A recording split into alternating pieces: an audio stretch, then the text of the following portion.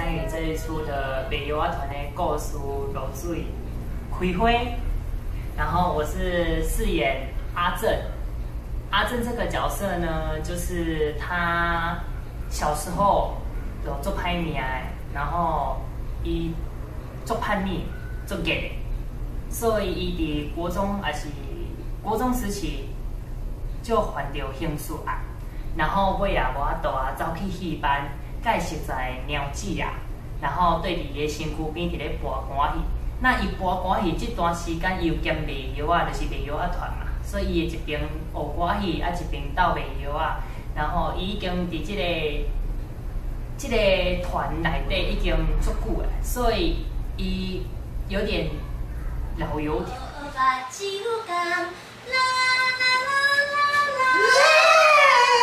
哇，这是你上来看演戏了。你带头人动起来啊！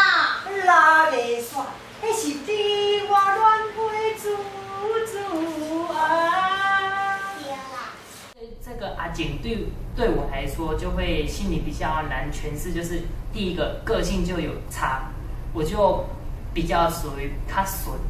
单纯一点，我就不会像他这样，就是很大啦啦，然后很叛逆这样。所以，然后阿景这个角色，因为戏中戏还有一个女红症，所以阿景她在台上演出的时候，他不能太有戏曲身段太多，因为戏曲身段太多的话，那就没有跟戏中戏的角色有区分。还有就是要放电这件事，阿正呢，他是一个属于一个老油条，所以他对观众一直放电。然后这出女蒙正又是那么稳、那么苦的小生，根本没机会向观众放电。然后老师又说：“好啊，那你就是一出来亮相的时候，然后就。”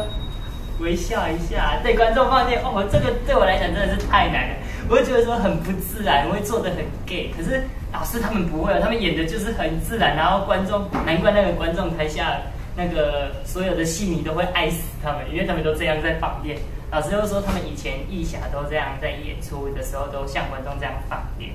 在排练过程中，然后小咪老师就会说，教我一些比较。就是比较帅气的，然后又是很那笔直的那种感觉，然后比如说他就会说，哎，我多啊，像叫我谁说呢？假 end 到，然后有时候老师在学就很自然，我们学就是很 K 的，就是再怎样比都是很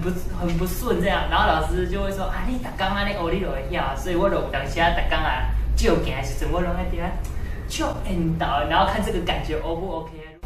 在我们这一出戏当中，有那个摸住靠我就很有印象，因为我那个国中时期就是有被爸爸带去那边，然后我是演武场，所以我敲锣打鼓，然后爸爸当文场，然后就是我阿嬷在那里摸住靠我，所以我很有印象。对这一段我就非常的有印象。然后美游啊团就听金英老师他们以前都是美游啊团来的，所以我也很好奇。然后刚好可以借由这一次的演出，知道说可以亲身踏入那个时代说，哇，原来美游团是这样在美游啊跟麻戏，就会觉得很特别，觉得很新鲜这样。